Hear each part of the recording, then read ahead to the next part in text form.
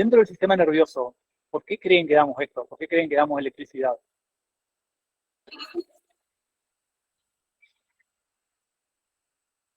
Vale, muy bien.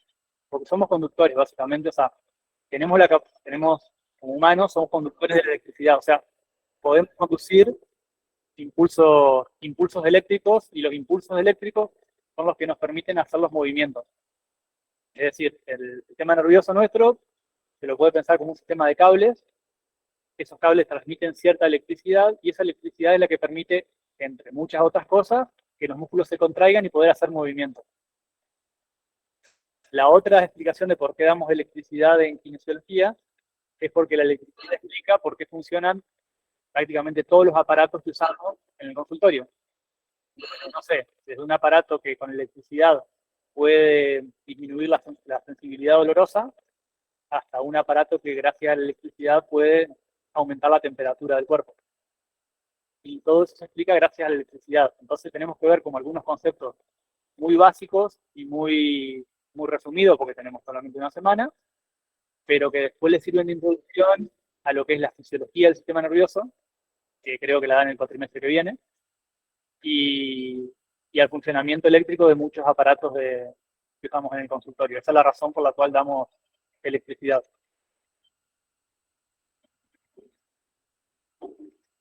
Ahora, ¿se escucha bien los que estaban virtual? De 10. Sí, profe. Bueno, como siempre, me gusta mostrarles los contenidos que vamos a ver durante toda la clase. Tenemos, como siempre, conceptos básicos. Y en electricidad, más que nunca, vamos a ver conceptos básicos porque hay muchas palabras que capaz las escucharon, pero no saben lo que es, o algunas palabras que ni siquiera las escucharon nunca. Vamos a ver 3 leyes de electricidad, en realidad 2 leyes y una ecuación.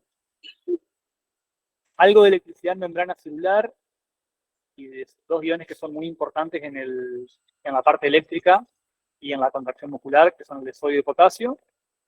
Algo de la fisiología de la contracción muscular, pero muy por encima, porque obviamente es un tema más de fisiología y lo van a estudiar bastante, pero bueno, más que nada que se puedan llevar los conocimientos más claves como para que cuando vayan a ver fisiología nerviosa o el funcionamiento de un aparato de fisioterapia, que está un poquito más lejos en la carrera que lo de fisiología, pero por lo menos para que cuando vayan a ver fisiología del sistema nervioso ya muchos conceptos ya los tengan y los entiendan directamente cuando los vayan a estudiar y no que tengan que volver para atrás. Esa es la idea de la clase de hoy y es la idea de electricidad. Los conceptos claves son todos estos que están acá. Obviamente electricidad, bioelectricidad, estática, corriente, voltaje, intensidad y resistencia. El primero obviamente que es electricidad. ¿Sí? La electricidad es una fuerza y es una de las que se llaman fuerzas fundamentales, junto con la gravedad, junto con la fuerza nuclear de los átomos, o sea, con la fuerza que tiene un núcleo, la fuerza de atracción del núcleo atómico, es una de las fuerzas fundamentales de la naturaleza. Y generalmente se compara a la gravedad porque se la usa mucho a la gravedad para, para asimilarla, porque tiene conceptos que son parecidos a los de electricidad. Es decir, aparte de que es una fuerza, hay muchos conceptos o muchas leyes que aplican a uno y aplican a otro. O que si no aplican exactamente igual, se pueden comparar. Ahora lo vamos a ver más en detalle. Pero una de las primeras cosas que se pueden comparar entre la fuerza de gravedad y la fuerza eléctrica es que en la fuerza de gravedad, ¿se acuerdan que los cuerpos se atraen entre sí? La fuerza de gravedad, primero, es una fuerza pura y exclusivamente atractiva. ¿Sí? La fuerza de gravedad solamente atrae a los cuerpos. La fuerza de gravedad nunca va a repeler un cuerpo y esa es una de las diferencias con las fuerzas eléctricas. La fuerza eléctrica sí tiene la capacidad de repelerse entre sí, entre los cuerpos, cuando las cargas son como iguales. ¿Sí? Cuando son opuestas las cargas, siempre se van a atraer y cuando son iguales, siempre se van a repeler. Es decir, 2 fuerzas positivas se van a repeler entre sí, 2 fuerzas negativas se van a repeler entre sí, y una fuerza positiva y una fuerza negativa se van a atraer. Y la comparación que se puede hacer con la gravedad es que las fuerzas eléctricas la fuerza de la gravedad depende de la masa del objeto, ¿no? O sea, un cuerpo con mucha masa va a atraer hacia sí, o los cuerpos se van a atraer entre sí de acuerdo a la masa. En la electricidad pasa algo parecido, pero en vez de atraerse o repelerse por su masa, se atraen o se repelen por su carga. ¿Cómo? ¿Sí? O sea, lo anterior son los conceptos. Igual vamos a ir viendo uno cada uno, ¿eh? No te hagas problema. O sea, algunos lo vemos más, lo vemos juntos, pero vemos uno por uno. Y decimos que la fuerza de gravedad depende de las masas, pero la fuerza eléctrica depende de la carga. La carga es una característica que tiene la partícula, exacto, la carga positiva o negativa, y es una característica que tienen las partículas, que lo que le permiten es justamente atraerse o repelerse. Ahí eso quería llegar, bien. Perfecto, acá me dice el compañero, ¿cómo es tu nombre? Nicolás me dice protones y neutrones. Bien, justamente a eso quería llegar para explicarles esto. ¿Se acuerdan más o menos cómo era la estructura atómica? ¿Cómo estaba conformado un átomo?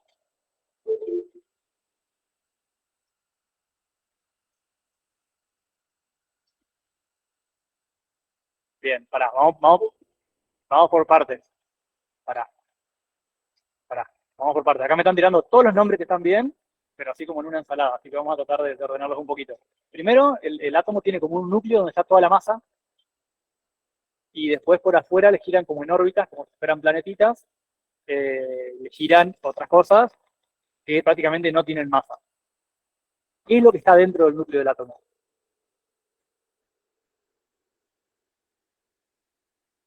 Protones y neutrones, que es lo que está dentro del núcleo y es lo que le da la masa, y los electrones son los que están por fuera y prácticamente no le aportan nada de masa, ¿sí? Los electrones son muy importantes para el tema que vamos a ver hoy, porque la conducción eléctrica prácticamente se puede pensar como electrones que van saltando de las órbitas de un átomo a otro. Entonces, de eso depende la carga, y de la carga depende qué tanto se pueda atraer o repeler los cuerpos. Sí, no sé quién está hablando. No, era por el tema de eso que dijiste de los electrones. Puede ser que en un tubo fluorescente cada choque de los electrones es lo que produce la luz. O sea, obviamente que a la velocidad no lo vemos nosotros, pero la luz que emite el tubo fluorescente son los choques de los electrones. Claro, exacto, y el movimiento que ves es la conducción, eléctrica. Bien. ¿Y algo así funcionaría en nosotros? No, no exactamente. Estoy intentando. Bien, les aviso, estoy cortando a cada ratito para aceptarlos porque el NIT no los está aceptando. O sea, acepto algunos automáticamente y otros no. Pero no hay ninguno en sala de espera ahora, ¿sí? Bueno, ahora vamos a ver qué es lo que pasa con la corriente eléctrica dentro del cuerpo, ¿sí? Hay varios ejemplos para ver. El otro concepto es el de electrostática, y estamos familiarizados por lo menos en algunos experimentos básicos, ¿sí? La electrostática se puede definir como un exceso de carga eléctrica en un lugar o en un cuerpo que tiene poca conducción eléctrica. ¿Sí? Hay una zona del cuerpo o un cuerpo en sí que tiene poca conductividad. Entonces, como tiene poca conductividad o es aislante, o no sé, cualquiera de las dos formas, la carga eléctrica persiste en esa parte del cuerpo. Y eso es la estática que habrán escuchado, ¿no? Más de una vez, la electrostática o la estática. Y eso, son cargas eléctricas en zonas con poca conductividad. Y ahí esta imagen que no se puede ver, no sé por qué, pero era la imagen de el experimento del peine y el papel, que supongo que la mayoría de ustedes lo ha hecho, y es bastante común. Si se agarran, ¿no? En la primaria hace bastante, si te frotás con un peine en el pelo y después te acercás ese peine a un papel, el papel se atrae al peine. ¿No lo conocen? Me están mirando con una cara como, ¿no? ¿Es muy viejo? Bien, sí, con una lapicera, un peine, pero el globo, exacto. Pero estamos más o menos bien, ¿no? O sea, no es un experimento del año 80, no soy tan viejo, pero ya del fondo me miraron como diciendo, jamás en mi vida lo hice, ¿no? Bueno, si no lo hicieron, pruébenlo, está bueno. Agarrá, ¿tenés un peine? ¿Alguien tiene un peine? Bien, dale un peine así hace el experimento. Vamos, lo va a comprobar en vivo. Lo que se hace O con con el una experimento, regla, profe, también funcionaba. con una regla, sí, cualquier elemento que sea poco conductor te va a permitir eso, porque lo que pasa cuando te frotás el pelo con eso es que los electrones que están en el pelo, pasalo, va a hacer el experimento.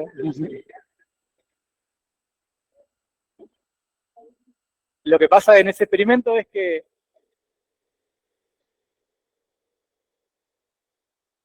tenés que hacer el O experimento también desde un globo, profe.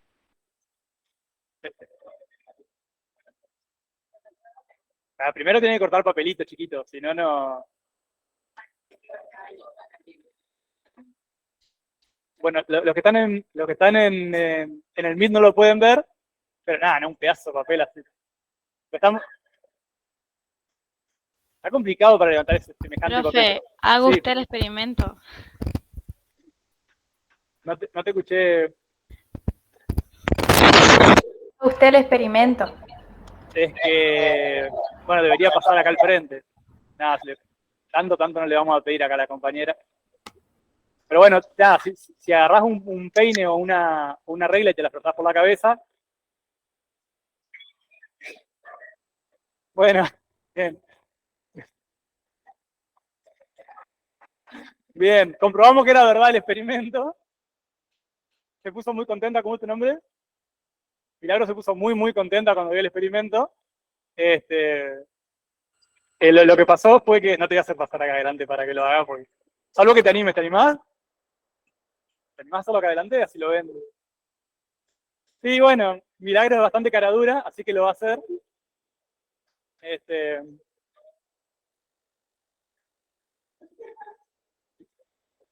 Es como que le da vergüenza, pero pasa igual, o sea, no. Sí, Julián, podés aprovechar y hacer una pregunta ahora. Sí, para que Julián va a hacer una pregunta que levantó la mano. ¿Julián era?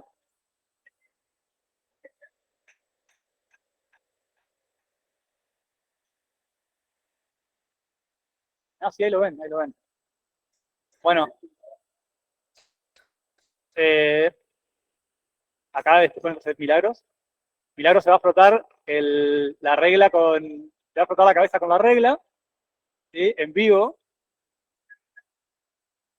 ¿Eh? ¿Y cómo? ¡Ah! Ahí.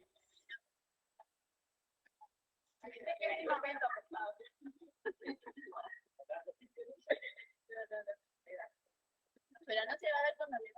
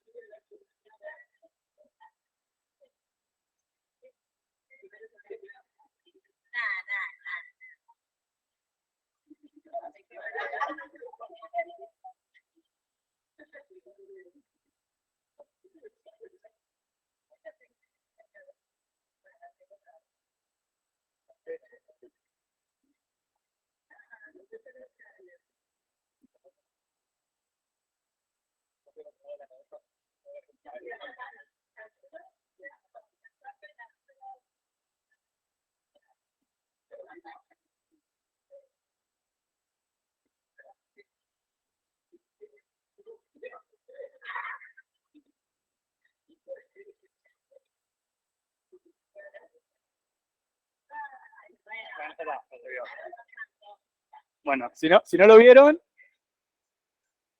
esperemos que se haya visto, gracias. Si no lo vieron, por las dudas, el papelito se levantó un poco, ¿sí? Bueno, a lo que iba con este experimento es que no estaba pensado hacer esto, ¿eh? Pero la imagen del experimento no se vio y alguien lo tenía que mostrar. Lo que pasa ahí, físicamente, es que los electrones que están en el pelo de Milagros pasaron al peine, ¿sí? Imagínense la imagen de vuelta de los electrones en las órbitas del átomo, saltando al peine, como si fueran piojos, pero no son piojos porque Milagro no tiene piojos. Aclaremos eso. Y después se ubican en zonas, en realidad todo el peine es la regla en este caso, es una zona de poco conductividad. Entonces, como no se pueden conducir los electrones, quedan ahí, quedan todos en esa zona y no se pueden mover. Y como no se pueden mover, el papel tiene carga positiva y se atraen entre sí y se pega a la regla, ¿sí? Eso es lo que pasa. Ahora, algo interesante es que los electrones, ustedes piensan, pasan del pelo a la regla y después al papel, o se pegan al papel y demás, pero la carga eléctrica, siempre se conserva, nunca se pierde. ¿Eso les hace acordar a algo? Exacto, a la ley de termodinámica. Las cargas nunca se pierden, sino que siempre se conservan, es decir, se pueden pasar de un material a otro, o se pueden transformar energéticamente. Exacto, la energía siempre se va transformando, ¿sí? No se crea ni se destruye. Lo mismo pasa con las cargas eléctricas en este caso. ¿Me deja avanzar? Otro concepto importante es el de corriente eléctrica.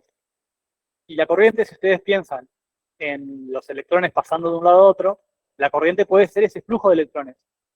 ¿Sí? Puede ser un flujo de partículas cargadas, electrones o iones, que se mueven a través de un conductor eléctrico. Y yo puedo agarrar esta corriente eléctrica, cortarla, por así decirlo, en algún lado, es decir, tomar ese conductor, cortarlo, y ver cuántos electrones, por así decirlo, van pasando por tiempo, por unidad de tiempo, en ese sector del conductor.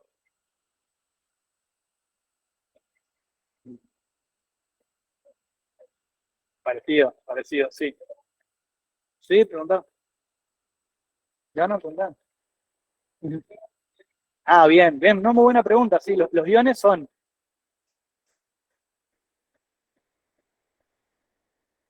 No, es una muy buena pregunta. Los iones son átomos, pero que tienen una carga. O sea, cuando estudiamos átomos, tú vas a agarrar la tabla periódica y miraste yo, el átomo de sodio, el átomo de potasio, lo que sea, son átomos sin cargas eléctricas, son átomos neutros. No son ni positivos ni negativos. El tema es que en la naturaleza no existen. Solo se usan así para el estudio. Generalmente tienen una carga. En el cuerpo humano tienen una carga siempre, y los iones, entonces los átomos cargados positivos o negativamente, son iones. ¿Entendió? No, me mirás con una cara que no entendiste. El átomo que tiene una... Exacto, es el átomo con una carga, no es el átomo neutro. Exacto. Dependiendo de la carga, es un anión o es un catión. Si tiene carga negativa es un anión, si tiene carga positiva es un catión. Bien. Y el movimiento de electrones se va a producir desde el extremo negativo al positivo, y eso va a ser básicamente la corriente eléctrica. Y después tenemos tres conceptos que los damos juntos, porque los tres se relacionan entre sí para explicar una ley de electricidad. Y son el de intensidad, el concepto de intensidad, el concepto de voltaje y el concepto de resistencia eléctrica. La intensidad es lo que les decía recién de la corriente. De hecho, intensidad y corriente a veces se usan como sinónimos. En algunos libros van a encontrar que intensidad y corriente se usan igual. La intensidad o la corriente es, si yo agarraría y pienso que son electrones que van saltando por el conductor, bueno, si yo tomo ese conductor, que puede ser un cable, que puede ser un nervio, que puede ser cualquier cosa que conduzca la electricidad, y de alguna manera le hago un corte transversal y me fijo cuántos electrones van pasando por tiempo, es decir, cuántos electrones pasan por segundo, por minuto, o por unidad de tiempo por la superficie de ese material, eso me va a determinar la intensidad. De alguna manera es la cantidad de electricidad que pasa por el conductor por unidad de tiempo. Se mide en amperes, y obviamente se mide, como dijo el compañero, con un amperímetro. Eso es intensidad. Voltaje, que también lo pueden encontrar como tensión, como diferencia de tensión, como diferencia de potencial. El voltaje, de alguna manera, es la fuerza con la que se desplaza la electricidad. Vieron que la electricidad se desplazaba del negativo al positivo. Bueno, ¿con qué tanta fuerza va? Eso es el voltaje. Después hay una comparación con el agua que está buena para que se entienda bien, pero es ¿qué diferencia hay de potencial entre donde sale la electricidad hacia donde llega? Y se mide en voltios. Y después la resistencia, que se mide en ohms, y lo que me marca la resistencia es qué tanto frena ese material el paso de electrones.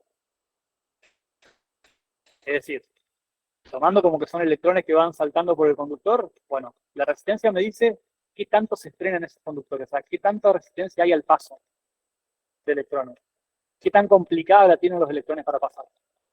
La intensidad me dice cuántos pasan por tiempo, y el voltaje me dice qué tan fuerte, pongo fuerte muy entre comillas, pero con qué tanta fuerza van o qué diferencia hay entre donde salen hacia donde van. ¿Cómo? No, el no te entiendo. La llave de... Exacto. La resistencia total, digamos, porque no deja pasar nada. Bueno, entonces, esta imagen la habrán visto tal vez, los que estudiaron en una escuela técnica o algo de eso, tal vez la vieron. Pero eso sería como graficando los tres componentes que yo acabo de nombrar recién. Viéndolo así, ¿me pueden decir cuál es cada uno?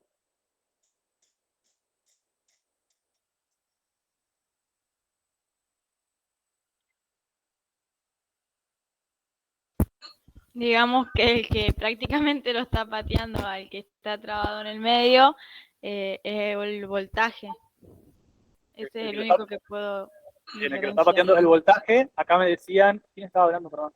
Sí, acá me decía la del experimento, Milagros, que el ohms, bien, perfecto. Arriba está en ohms, y el que está frenando es la resistencia, el que está queriendo pasar ahí pobre y lo están pateando es la intensidad, y el voltaje es el que está atrás con cara de malo, enojando y pateando al pobre Ampere. Bien, entonces esos serían los tres componentes dentro de los conceptos claves, ¿se acuerdan que estábamos viendo?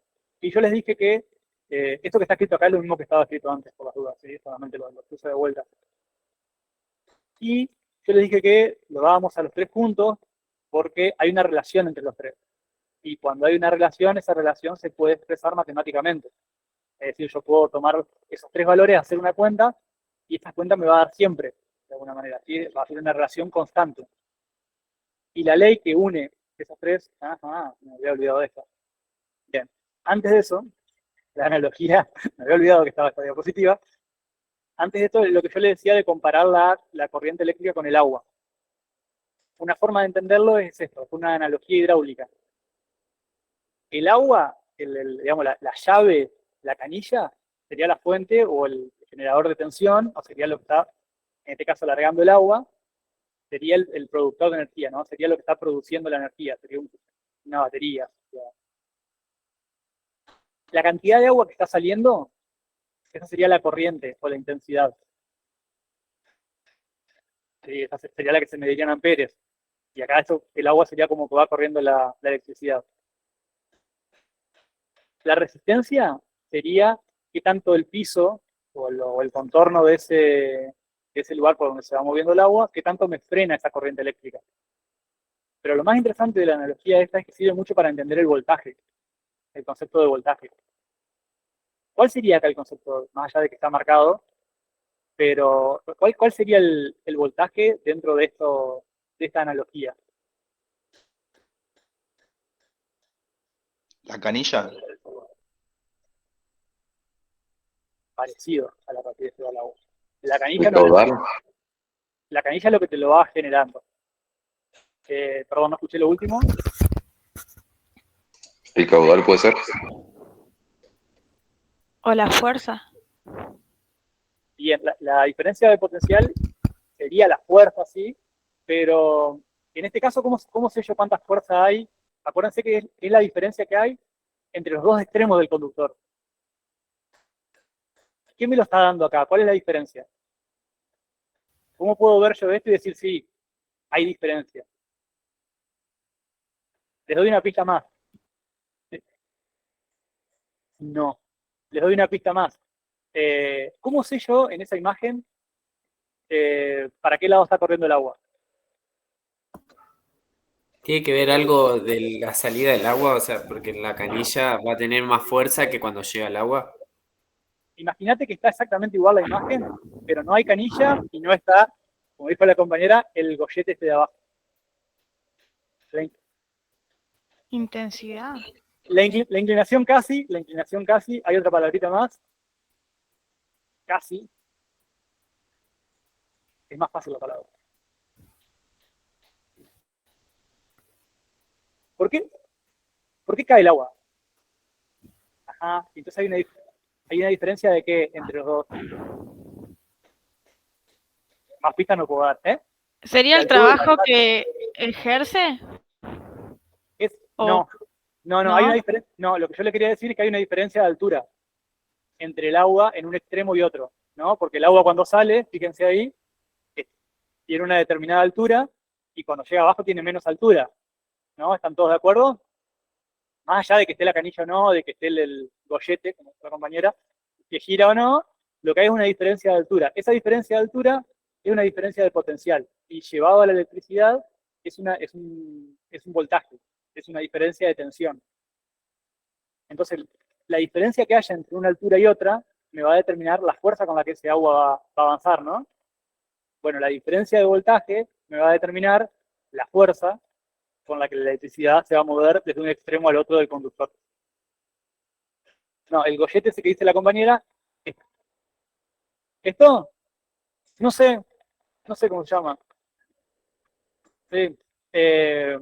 Nada, eso está para demostrar que vos, con esa diferencia de potencial, con esa diferencia de tensión, vos podés generar trabajo, podés generar movimiento. Está para eso. No venía al caso de la explicación esta, pero ya que estaba. Bien, y le decía que los tres conceptos, estos de intensidad, voltaje y resistencia, los vemos juntos porque entre los tres explican, o mejor dicho, la ley de Ohm relaciona estos tres. La ley de Ohm la van a escuchar mucho, es como una ley muy, muy conocida de la electricidad y de la bioelectricidad, y relaciona voltaje, intensidad y resistencia. Y si la buscan en cualquier libro o en internet, siempre les va a aparecer el triangulito ese, con el voltaje arriba y la intensidad y la resistencia abajo. Porque el triangulito ese es una muy buena forma de acordarse cómo se plantea la ecuación. Es decir, yo puedo plantear que el voltaje es igual a la intensidad por la resistencia. O puedo plantear que la intensidad es igual al voltaje sobre la resistencia. O puedo plantear que la resistencia es igual al voltaje sobre la intensidad. Es toda la misma fórmula, no es necesario que se aprendan las tres fórmulas de memoria. Vamos a ver, con acordarse el triangulito ya te acordás las tres fórmulas. Pero la ley de Ohm lo que hace es relacionar voltaje, intensidad y resistencia. Y lo que me dice es, bueno, hay una relación constante entre lo que es la diferencia de potencial y la intensidad de la corriente. Si ustedes se fijan la formulita, me puedo decir que hay una relación constante entre el voltaje y la intensidad, y que eso me va a dar esa relación me va a dar una resistencia constante del conductor, ¿sí?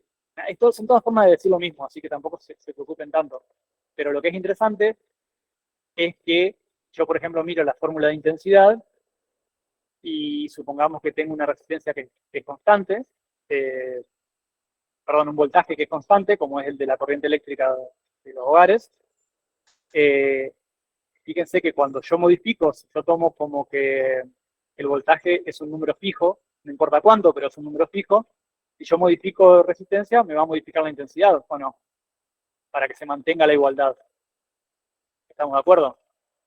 Bien. ¿Qué va a pasar entonces cuando la resistencia baja? Pero si el voltaje es constante. Bien, piénsenlo bien. Piensen, imagínense que si este número es, no sé, 220, que es el voltaje de la corriente de acá, y de repente la resistencia baja. Claro, tiene que subir el voltaje. Claro, pero igual, pero mira, pero pensalo, o sea, lo que estoy intentando es que lo piensen desde la ecuación, digamos. Si este número es 220 y la resistencia es 2, o poner un número cualquiera, y la intensidad va a ser 110. Si la resistencia baja y pasa a ser 1, va a ser 220 dividido 1, o sea, la intensidad va a subir. Acá hay una relación inversamente proporcional cuando el voltaje se mantiene constante. Uno va a subir y el otro va a bajar. Y eso tiene aplicaciones bastante importantes en la vida diaria, en el cuerpo, aplicado al ser humano o aplicado a cualquier material. Por ejemplo, estos son valores reales. Si cuando arrancamos la clase, alguien dijo que dábamos esto porque los seres humanos somos conductores de electricidad, ¿no? No creo que no dije. Y es verdad, somos conductores de electricidad, pero la resistencia que nosotros oponemos al paso de la corriente no es siempre la misma. Varía dependiendo de un montón de cosas, de la temperatura del cuerpo, de donde estemos y demás. Si estamos calzados o estamos descalzos, pero este es un ejemplo de la resistencia con la piel seca y la resistencia con la piel húmeda. ¿Sí? ¿Qué pasa si yo tengo la piel mojada? ¿Y qué pasa si yo tengo la piel seca y una corriente eléctrica me atraviesa? ¿Sí? ¿Cuándo creen que va a ser mayor la resistencia? ¿Con la piel seca o con la piel mojada? Con la piel seca, bien, con la piel seca hay mayor resistencia. O sea, con la piel seca a la corriente eléctrica le va a costar más moverse por la superficie de mi cuerpo. Con la piel húmeda va a tener menos. Más o menos. Profe, nos Sí. podemos dar cuenta, por ejemplo, no sé si les ha pasado, pero yo que vivo en el campo, los días de lluvia, cuando andábamos descalzos y queríamos enchufar algo, muchas veces nos daban corriente las cosas. Por ejemplo, el mismo enchufe o la misma perilla de la luz. Claro, bueno, eso está bueno el ejemplo, no está bueno que pase eso. Mansa ciruja, Camila. No, lo que pasa es que donde yo vivo, digamos, los días de lluvia hay mucha humedad. Y allá, digamos, la humedad está en todos lados y el campo es, no, si no te pones bota tenés que andar descalzo.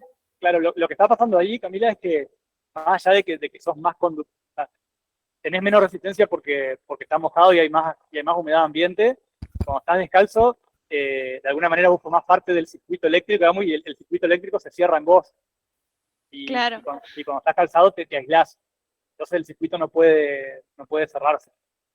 Pero más allá de eso, la resistencia baja, y baja bastante cuando estamos húmedos. Sí, lo van a. Yo quería comentar que los cables de electricidad, como para las vacas, también necesitan de la humedad para funcionar, por ejemplo, que lo podemos relacionar con lo que usted decía. Cuando hay mucha seca, los cables no funcionan porque no hay humedad en la tierra. Bien, igualmente, o sea, bueno, sí, calculo que el cable debería funcionar igual, ¿no? Pero sí, a ver, a ver, te modifica la resistencia, la humedad, sí, es verdad. Y es verdad que cuando la resistencia baja, piensen así, si la resistencia baja a 0, no hay intensidad posible. Miren la fórmula de esta matemática, ¿no? Y piensen que en un material que no conduce absolutamente nada a la electricidad, la intensidad me va a dar 0. No va a haber corriente. Está completamente aislado. Porque tiene una resistencia muy alta. Entonces, necesitaría aumentar muchísimo el voltaje para que haya algo de intensidad. ¿Se entiende eso viendo la fórmula? Bueno, y este ejemplo es de piel seca y piel húmeda, dijimos, más o menos cuando la piel está seca, ofrece una resistencia de 4000 ohms. Recuerdan que era la unidad de medida de la resistencia. Y cuando la piel está mojada, más o menos unos 1500 ohms. Entonces, si una corriente eléctrica de 220 voltios, que más o menos la que está en la casa, justo te atraviesa o atraviesa una parte de tu cuerpo, fíjense cómo van a ser diferentes las intensidades. Si yo divido los 220 voltios, divido los 4000 ohms de resistencia de la piel seca, voy a tener una intensidad de algo así como 0,05 amperes. Y si yo hago el mismo experimento, pero con la piel húmeda, voy a tener una intensidad de 0,15 amperes. Claramente la diferencia ahí es importante. También, esto no es importante que lo sepan, pero los efectos de la electricidad sobre el cuerpo, o sea, qué tanto daño nos haga una corriente eléctrica no depende solamente de la intensidad con la que nos pase, sino muchas veces depende de dónde te pase la corriente. No sé si han escuchado de casos de gente que literalmente los parte un rayo y no se mueren. No sé si escucharon alguna vez. Nada, justo tuvieron suerte que por donde les pasó la corriente por el cuerpo, les produjo quemaduras y demás, pero no les afectó puntualmente ningún órgano y no los mató. Y hay gente que con muy poquito de corriente tiene la mala suerte de que justo pasa la corriente por el corazón, y el corazón con muy poquita corriente fibrila. Fibrila quiere decir que deja de latir, y chau. Hay un cálculo de cuánta corriente es necesaria por el corazón. ¿Cómo? Ah, ¿te tocaba un boyero eléctrico? Teóricamente no, si anda todo bien no te debería hacer nada, pero por las dudas, sí, El por las boyero, dudas, profe, o sea, vale la tiene aclaración. muy poca, pasa muy poca corriente. O sea, Sí, a lo pero- sumo cuando es día de lluvia que está mojado, te pega sí, un poquito más fuerte, pero si no, no. ¿A cuál, Cami? Los boyeros que hay en el campo. sí. Pero Ah, igual te pega la madre de la patada si tocaba, no importa si hay humedad, nada. Depende, te digo porque me pasó por experiencia. Bueno, Y bueno, No, yo también toqué, ¿eh?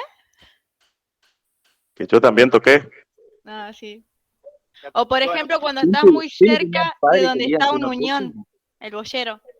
Si está muy cerca de donde está la unión, donde se une con otros alambrados, también es una parte donde pegan fuerte. Cuando está más lejos, no pega tan fuerte. bueno, Está bueno el canal rural. bueno, seguimos con la, de lo que dijeron igual se escuchó la mitad más o menos, porque si hablan todas a la misma vez, por eso es importante, intenten levantar la mano cuando van a hablar, porque son 175 que están virtual, y si no se superpone mucho y se desperdicia lo que dicen. A mí me encanta que participen, por eso les hago preguntas y demás, así que sigan participando, porque está bueno, pero intentemos ordenar eso, ¿sí? O sea, que las participaciones sean ordenadas. Sí, acá me van a decir algo, así que esperen. Sí.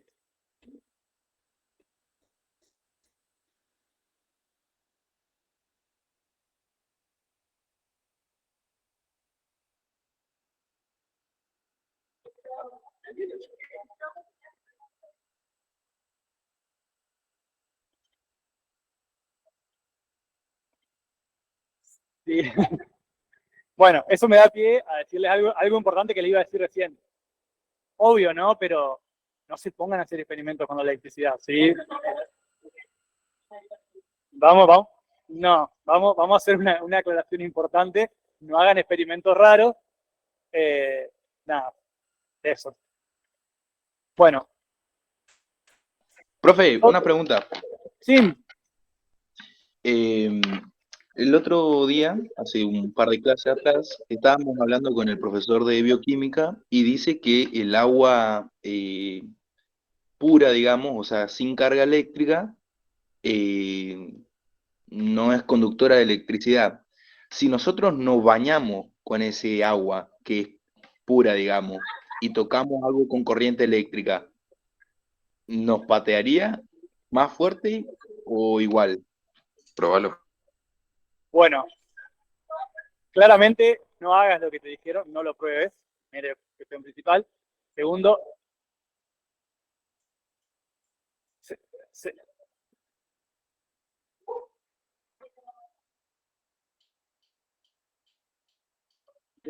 bien, pará, vamos por parte. Vamos por parte. El agua, acá Ramiro me dijo primero que el agua, el agua pura no conduce la electricidad. ¿Están de acuerdo con eso?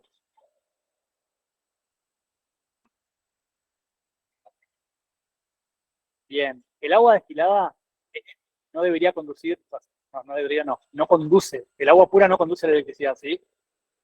Eso es verdad. Lo segundo que dijiste, Ramiro, si te mojás entero con ese agua y agarrás un cable, lo que pasa es que deberías estar 100% aislado con ese agua y es algo que no va a ocurrir. ¿Te explico? O sea, no porque tengas la mano mojada con ese líquido aislante, significa que eso va a ser como una especie de, no sé, guante de goma que te va a aislar completamente de la electricidad, ¿sí? Pero sí, el agua pura no conduce la electricidad, eso es verdad. El agua que sale de los aire acondicionados destilada, no creo, pero es buena pregunta, voy a averiguar. Voy a probar, la verdad que no sé. No, sabía que no. Bueno, a todo esto veníamos a que vimos los conceptos claves de electrostática, electricidad, voltaje, intensidad, resistencia. Vimos la ley de Ohm, que es una de las tres que tenemos que ver hoy. Y ahora tenemos que seguir por otra ley, que es la ley de Coulomb. Y por último, la ecuación de Nernst, que es la ecuación con la que van a trabajar en el trabajo práctico. La ley de Coulomb es bastante simple, si ustedes se acuerdan lo que dijimos al principio, que la fuerza de electricidad tiene una fuerza comparable a la fuerza de gravedad. ¿Por qué? Porque la ley de Coulomb lo que me dice es que la fuerza eléctrica disminuye de manera inversamente proporcional al cuadrado de distancia que separa las cargas entre sí. ¿Les suena esa frase algo? A Newton, ¿de qué? ¿Les suena esto de que es inversamente proporcional al cuadrado de las distancias?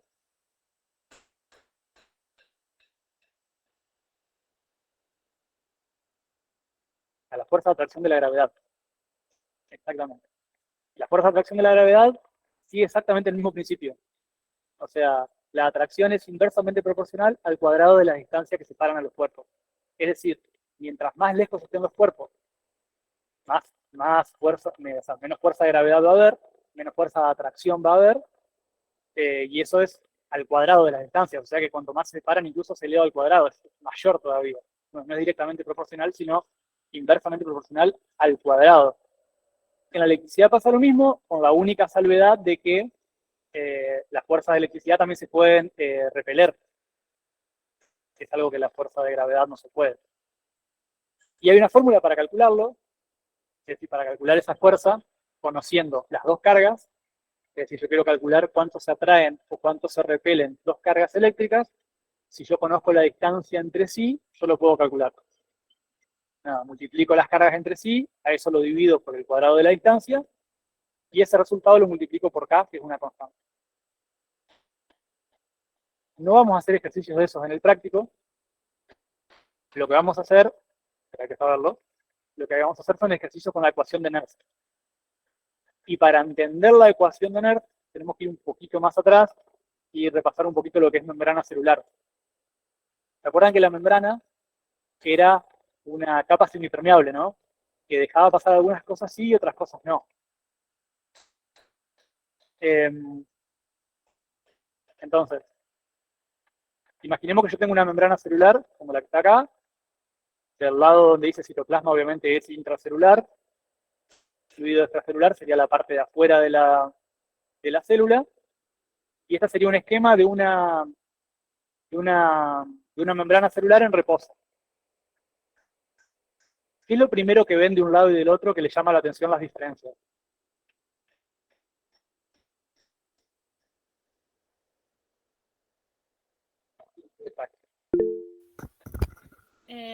¿Cómo están ordenadas las diferentes cargas? Por ejemplo, las cargas positivas y las cargas negativas.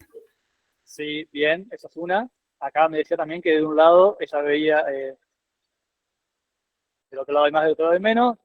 Lo que hay más y hay menos son iones, justamente lo que me preguntaba. Y lo que hay mucho de un lado, que sería del lado del citoplasma, son iones K. ¿Alguien sabe se acuerdan cuáles son los iones K? Potasio. Los K son los de potasio. Y lo que hay mucho del otro lado son los iones Na, que son los de Sodio. Exactamente. En una célula en reposo hay mucha concentración de sodio extracelular y poca intracelular, y lo contrario pasa con el potasio. Hay mucho potasio intracelular y poco potasio extracelular. De hecho, o sea, hay potasio y sodio tanto adentro y afuera, pero lo que cambia son las concentraciones, ¿sí? De hecho, en una célula en reposo promedio hay sodio más o menos 5 milimoles por litro. Esa la que ven ahí son milimoles. Acuérdense que los moles es una unidad de medida de molécula. ¿Se acuerdan? Que era como decir que tenía X cantidad de molécula. Bueno, el sodio yo tengo 5 milimoles por litro adentro de la célula y afuera tengo 145 más o menos. Fíjense que son bastantes las diferencias. Y lo contrario pasa con el potasio. El potasio adentro de la célula tiene más o menos 140 milimoles por litro y afuera hay muy poquito, hay 5 más o menos milimoles por litro. Y si yo quiero saber, una cosa importante, ¿no? Los iones que están ahí adentro y afuera, esto es una célula que está en reposo. Pero estamos todos de acuerdo que los iones se están moviendo todo el tiempo, ¿no? Bien. Sabiendo eso y viendo esto, ¿cómo se puede llamar eso que está acá? Esto que está acá en azul, con la flecha. ¿Es una proteína? Sí, sin duda. Bien. Bien. Es una bomba sodio-potasio. Exactamente. ¿Cómo te das cuenta que es una bomba sodio-potasio? Bien, estuviste bien. Sí, bien, pero hay muchas. Sí, exacto, está bien. Deja pasar iones, es una bomba de sodio-potasio. ¿Y qué está haciendo esa bomba? ¿Qué está pasando y para qué lado? Potasio del citoplasma hacia afuera, hacia la parte extracelular. Bien, Claro. exacto. O sea, las El cargas potasio- positivas se unen con las cargas negativas, entonces, como dijo Facu, el potasio pasa para, digamos, donde están las cargas positivas. Que eso le iba a preguntar recién porque no estaba segura de si era así o no. y dicen que el potasio pasa para afuera.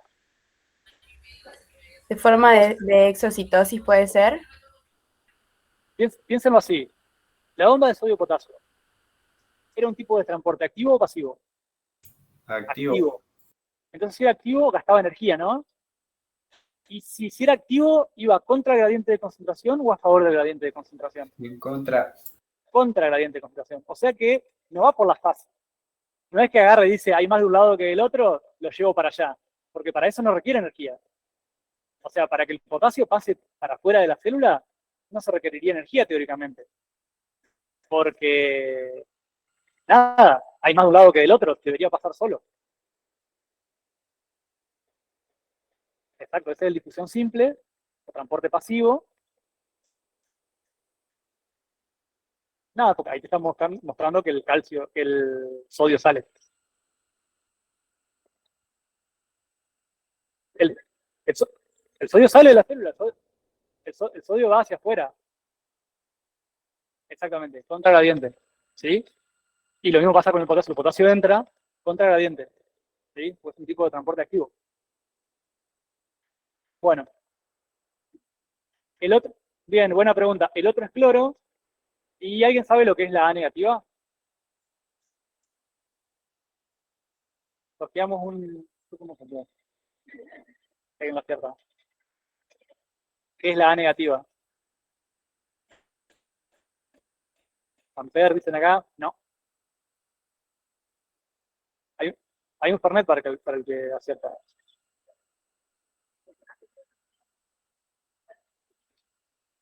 No, bien, no es un elemento aislado, son o sea, es la representación de los aniones. ¿Sí? Es como, aniones, se llaman aniones orgánicos. En vez de poner cada anión por anión, se pone la A y listo, se da a entender que hay muchas veces. Bueno. Decíamos que los iones entonces se mueven de un lado a otro de la membrana, ¿no? Que no están quietos. Pero hay una forma de calcular que se mueven por potencial. Bueno, hay una forma de calcular bajo qué voltaje esos iones dejarían de moverse. O sea, a qué diferencia de potencial o qué diferencia de potencial yo le debería aplicar a una célula para que los iones paren de moverse de un lado a otro. Y eso se puede calcular matemáticamente. Eso es lo que se calcula con la ecuación de Nernst. Se usa para calcular el potencial de equilibrio de los iones. O sea, lo que les decía recién. ¿A cuánto voltaje se dejan de mover de un lado a otro de la membrana? Y la fórmula para calcularlo es esta que está ahí, que parece súper complicada porque aparece una palabra que se llama logaritmo, pero el logaritmo no lo vamos a explicar qué es lo que hay que hacer, solamente lo vamos a calcular, así que es apretar un botón en la calculadora. Pero la fórmula es voltaje más menos, ahora vamos a ver de qué depende poner el más o poner el menos, 61 por el logaritmo de la concentración intracelular sobre la concentración extracelular. Vamos a un ejemplo. Vamos a tomar el ejemplo del ion potasio. Hay más potasio de un lado que del otro de la membrana. Está la bomba de sodio-potasio sacando potasio desde adentro. Y yo quiero saber a qué voltaje o con cuántos voltios yo necesito para que ese potasio se deje de mover. Es decir, a qué voltaje ese potasio entraría en equilibrio. Siempre la ecuación de Nernst se calcula por ion. Y hay una ecuación para, o sea, hay una ecuación no, porque la ecuación es la misma, pero hay un cálculo para el ion del sodio, hay un cálculo, todo depende de las concentraciones que hay adentro y afuera de la célula. Entonces, yo lo primero que tengo que ver en la ecuación de Nernst es cuál de los dos signos voy a usar. ¿Voy a usar el positivo o voy a usar el negativo? Si el ion es positivo, como pasa con el caso del potasio, yo uso el símbolo contrario, uso el negativo. Y si es negativo, uso el positivo. Piénsenlo que lo hago así porque yo estoy buscando una ecuación que equilibre los potenciales. Y si necesito equilibrar los potenciales, necesito el signo matemático opuesto. Después se pone el 61 es un número que queda fijo y eso no depende del ion que yo voy a calcular. Y a eso lo voy a multiplicar por el logaritmo de una división. Y esa división va a ser la concentración intracelular de ese ion dividido la concentración extracelular de ese ion. Vuelvo para atrás. Te dije que acá el potasio tenía 140 milimoles por litro adentro y 5 milimoles por litro afuera de la célula. Y yo quiero saber a qué voltaje esa célula va a dejar de intercambiar iones de potasio. Lo que hago es esta fórmula. Primero, divido las concentraciones, divido el 140 dividido 5. No tengo milimoles arriba, milimoles abajo, se anulan y me queda 28. Ese 28 yo le aplico el logaritmo. El logaritmo, para aplicarlo con la calculadora, es poner el número y aplicar la tecla log. No se confundan por la palabra, da miedo a la palabra logaritmo, porque calcular logaritmos es bastante difícil, es un tema complicado de matemática. Pero nosotros lo único que hacemos acá es simplemente calcular el logaritmo de un número. Lo ponemos el número en la calculadora y le calculamos el logaritmo. El logaritmo de 28 es 1.44. Y a ese 1.44 lo multiplicamos por 61, en este caso menos 61, porque el ion de potasio es un ion positivo y yo usé el símbolo negativo. Ese resultado a mí me da en milivolts. En este caso me da menos 87,8. Volviendo para atrás, menos 87,8 milivolts es el voltaje que yo necesito para que el ion de potasio se deje de mover de un lado a otro de la membrana. Y eso calculo con la ecuación de Nernst. ¿Entendió? Bien. Queda poquito del power, así que si quieren lo terminamos y después habilito para preguntas y demás. Porque lo último que queda ver es lo que les decía hoy al principio de la contracción muscular. Muy por arriba contracción muscular, porque esto lo van a ver a fondo en fisiología, pero vamos a ver la parte, digamos, lo que nos interesa un poco, que es la parte eléctrica de la contracción muscular. Tema súper importante en kinesia. O sea, nada. Acuérdense que el músculo, no sé si lo vieron ya o no. ¿Vieron el músculo ya en biología algo? ¿Célula muscular? Bueno, ok. Bueno. El músculo, piénsenlo como una cuerda que está formado por muchas cuerditas adentro. Las cuerditas más chiquitas son las fibras. Esas fibras se agrupan entre sí para formar fascículos, y esos a su vez se agrupan entre sí para formar un vientre muscular o un grupo muscular o un músculo. Y es como que se van agrupando.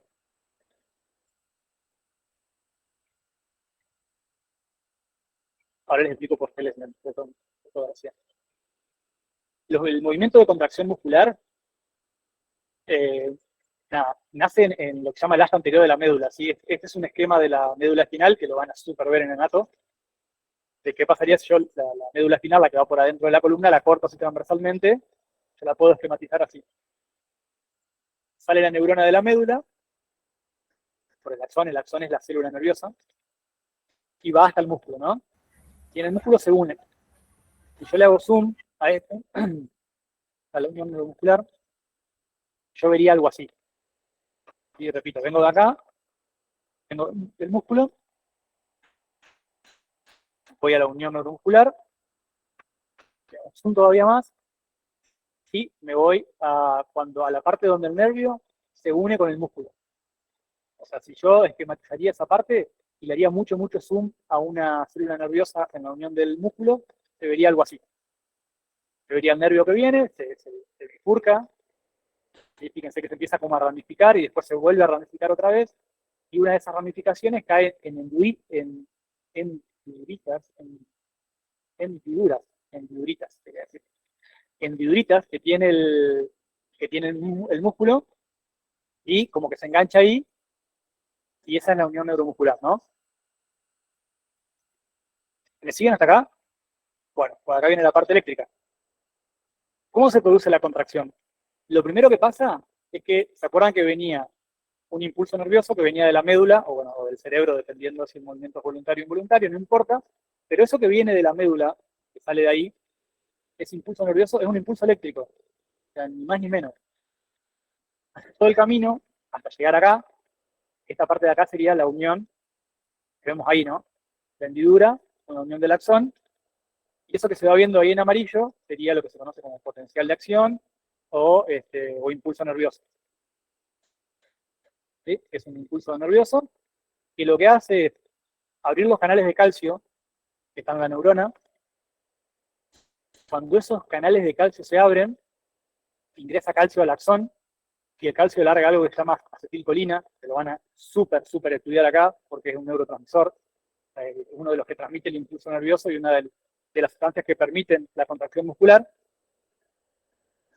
Y una vez que pasa eso, lo que pasa ahí es que, y ahí puse la flecha bien grande a propósito, por eso no quería decir nada hoy cuando me preguntaban por qué estaba la flecha ahí, pero como me habías preguntado, y lo que pasa ahí justamente es todo lo contrario, o sea, el sodio que salía de la bomba de sodio-potasio, lo que pasa ahí es que ingresa a la célula, e ingresa para despolarizarla. Despolarizarla significaría que cuando yo tengo cargas muy distintas de un lado y del otro, la membrana está polarizada, ¿no? Hay muchas cargas de un lado, pocas del otro, o muy negativo de un lado, muy positivo del otro, hay mucha diferencia, está muy polarizada. El sodio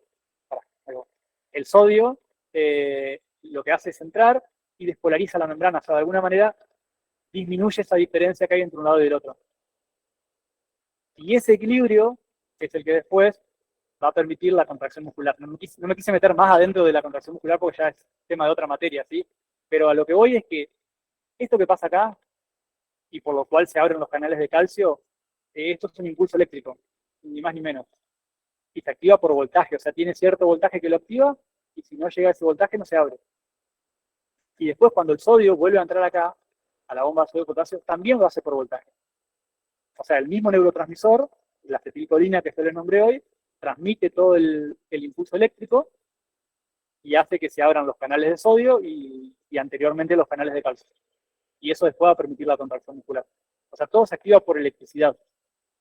A eso dio el caso de cuando les preguntaba hoy por qué dábamos electricidad en kinesiología. Bien. Tengo que mostrarles ahora algo del material teórico y hacerles una aclaración acá. ¿Preguntas, dudas? No. Bien, las fórmulas las ven en el práctico, van a resolver ejercicio con la ley de Ohm y con la ecuación de Nerf.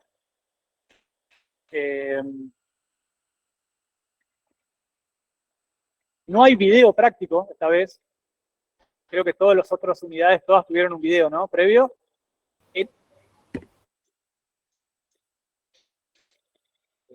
Ahora voy, ¿sí? No hay video prepráctico, pero lo que hay es, primero, lean el material antes de venir al práctico. Pero segundo, antes del práctico, hay como una página y media de explicación. Mucho de lo que está ahí es lo mismo que yo dije acá. Pero léanlo, porque entonces lo van a entender al práctico enseguida. Entre lo que vieron hoy y le pegan una leída a eso, que lo leen en 5 minutos, y van al práctico, ya está, queda el tema resuelto. Eso es lo primero que les tenía que decir. Y lo otro es que por las dudas, si descargaron el material teórico... Profe, ¿puede repetir ahí un segundo? Porque no sé por qué como que se me cortó la voz, no escuché. ¿Repetir qué cosa? Recién lo que había dicho, si leíamos el material y ahí se me cortó la voz. No, que así como los otros prácticos tenían que ver un video antes de asistir, en este práctico no hay un video para que vean, pero hay un material, digamos. O sea, en el mismo trabajo práctico, antes de empezar el trabajo práctico, hay un repaso con los conceptos que yo di y algunas cosas de ese estilo, ¿sí? Eso tienen que leerlo antes de ir al práctico. Pero te va a llevar 5 minutos, 10 minutos.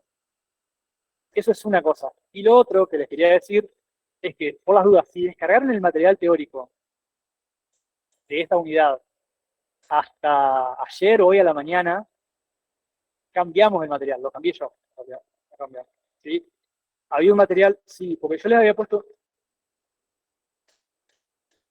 No, está mucho más fácil el material nuevo. El material que yo les había subido, cuando me puse a verlo, o sea, no estaba mal, pero daba muchos conceptos como ya sabido. O sea, daba muchos conceptos de voltaje, de intensidad. Yo no me di cuenta, la verdad, cuando lo subí no me di cuenta. Y después dije que no, claro, son conceptos que todavía ustedes no vieron. Entonces, lo cambiamos al material, y el material que está ahora es este que está acá. Les aviso por las dudas, si se bajaron el otro, a ver, hay cosas que son iguales, pero este material que le subimos ahora está como resumido y está como más, va como más a lo básico y a las cosas que nos interesan acá en la cátedra. Así que si se bajaron ese material, nada, bájense este, que está más práctico para entenderlo. Y no, es mucho más fácil que el otro. El otro estaba muy elevado, o sea, no sé si muy elevado, pero te daba muchas cosas por sabidas que ustedes todavía no sabían. Así que este material está más básico y más entendible.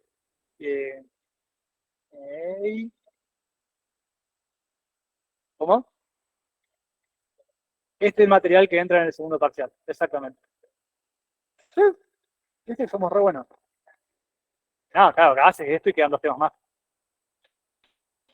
Ah, solo estas 7 hojas, no, claro. Pero sí, lo que entra en el parcial, valga la redundancia, lo aclaro siempre, pero lo que entra en el parcial, y ustedes ya lo vieron porque ya tuvieron un parcial, es lo que damos en clase, lo que hacemos en los prácticos y lo que está en el campus virtual. No sé si alguno de ustedes encontró una pregunta que no salga de ahí, pero es imposible, o sea, las preguntas salen de ahí. No somos rebuscados en ese sentido. Así que, bueno, nada, ese es el material. Creo yo que está bastante claro, es más o menos lo que vimos acá y algunas cositas más por ahí que se agregan, pero es bastante básico, es lo que nos interesa que aprendan de electricidad en biofísica. Bueno, dudas, preguntas. Bueno, si no hay nada, nos vemos el lunes que viene a las 6 de la tarde.